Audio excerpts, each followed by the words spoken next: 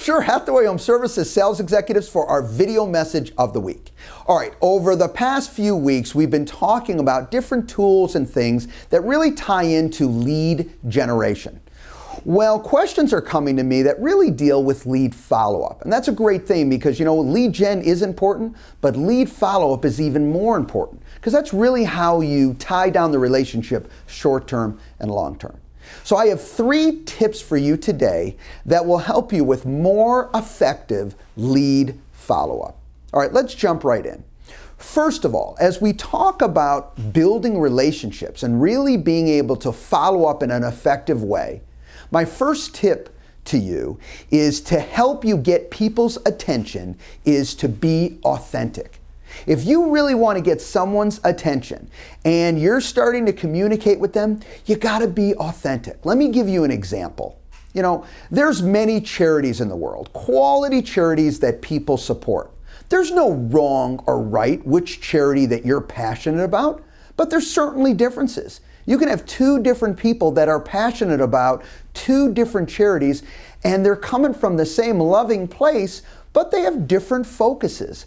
That's a great thing. That's America. That's the world. That's a beautiful thing. So how does this tie back to you being authentic?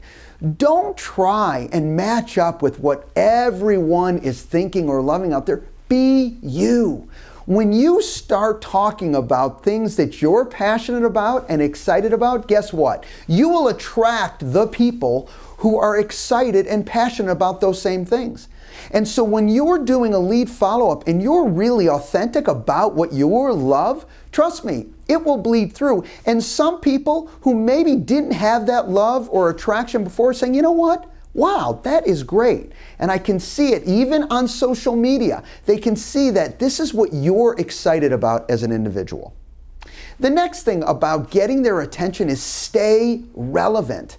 And in my opinion, the only way to really stay relevant is you've communicated and you've asked great questions to learn more about that individual of what is their hot buttons. So when you talk about certain aspects about real estate or the business in general, you're staying relevant, to what's important to that individual. Number 2, true value. The hardest part is creating value because everyone measures value differently. That's why we have to be great listeners, because the better we listen to the consumer, the more we learn of what they see as valuable. 2 items that I want you to think about when you're trying to create value. That is 1, their specific wants and needs. I didn't say what you think their specific wants and needs are. I'm telling you their specific wants and needs. And if you don't know those, then wow, what great questions to really talk about and drill down to. Remember, utilize think, feel, know to drill down to what's really important to those clients.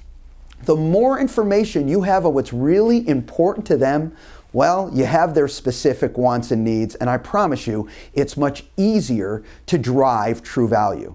The next aspect under value is timing.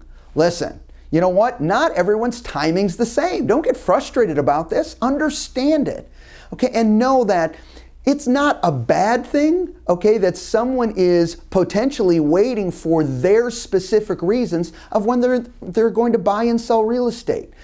Don't be frustrated, Understand it and then work within that time frame to build that relationship, short-term and long-term. I promise you, wins can come out through that whole relationship if your mindset is in that place.